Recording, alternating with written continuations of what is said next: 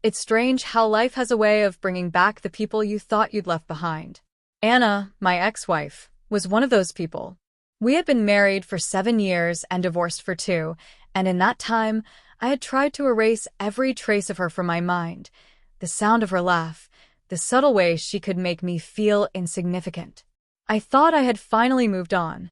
My life had settled into a steady rhythm. Quiet mornings, an apartment that stayed tidy because there was no one to argue about it, and the comforting sense of independence. Then, out of nowhere, Anna appeared at my door.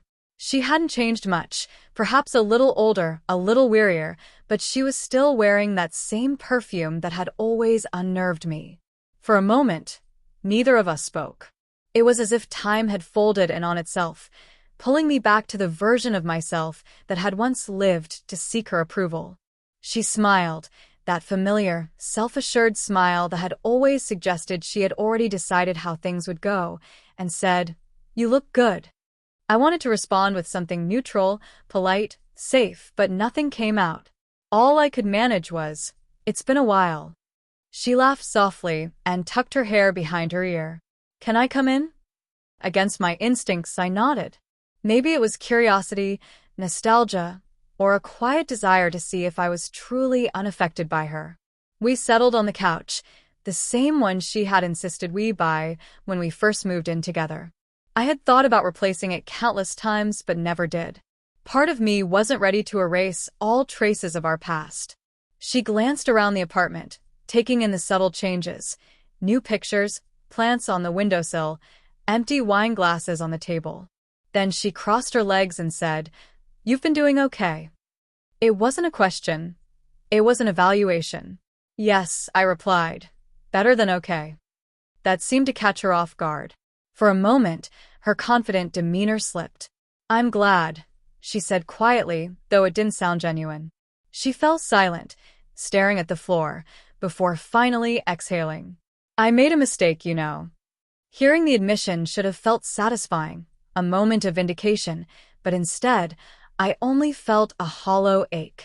"We both did," I said carefully. She nodded, eyes shimmering. "I was thinking maybe we could try again. You and me. Start over. We were good once, weren't we?" Her voice cracked on the last line. For a brief instant, I almost believed her. But deep down, I knew the truth. We hadn't been good for a long time. Not even before the divorce. We had been surviving each other, not loving each other. I hesitated, unsure how to respond. Before I could, a faint creak came from the hallway. Anna's head turned sharply. "Is someone here?" she asked. I paused, then said, "Yeah, there is." Her eyes widened, processing my words. And then the bedroom door opened. Lily, her best friend, stepped into the room. The same Lily who had been by her side during the divorce, the one who once texted me, "You don't deserve her anyway." She was wearing one of my shirts, her hair tousled, casual and unbothered. I said nothing. I didn't need to. The truth was visible enough. Anna froze. Recognition and disbelief washed over her like a slow, painful dawn. "You've got to be kidding me," she whispered, her voice shaking. Lily didn't flinch. She looked at Anna with calm, quiet certainty. "You left him," Lily said softly. "I didn't plan for this, but you broke him. I just helped him heal." The words cut sharply through the silence. My heart pounded. Anna's expression twisted. Anger, hurt, humiliation, and she looked between us, searching for some justification. "You think this is funny? That you're getting revenge?" "No," I said softly. "It's not revenge. It's just life moving forward." Tears filled Anna's eyes. "You were supposed to miss me. You were supposed to regret losing me." "I did," I admitted, "for a long time. But I stopped waiting."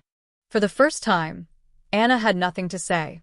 She lingered for a few moments, glancing around the apartment as if it no longer belonged to her. And then, without another word, she left. The door closed quietly behind her, leaving a heavy silence in its wake. I exhaled, a tension I hadn't realized I was holding finally releasing. Lily came to stand beside me. She didn't speak, she didn't need to. She simply took my hand, and for the first time in years, I felt neither anger nor guilt. I felt free. Later, sitting together in the warm glow of the living room, Lily asked, "Do you think she'll ever forgive us?" I thought for a moment. Maybe. But that's not our concern anymore. She smiled faintly, resting her head on my shoulder. Outside, the world felt peaceful. No shouting, no bitterness, no ghosts of the past, just calm. Life rarely offers clean breaks, but in that moment, watching Anna walk away and realizing I no longer needed her, I found a kind of closure I hadn't thought possible. Some people return to show us how far we've come. And when the door finally closes for good, relief, not sadness, can be the reward.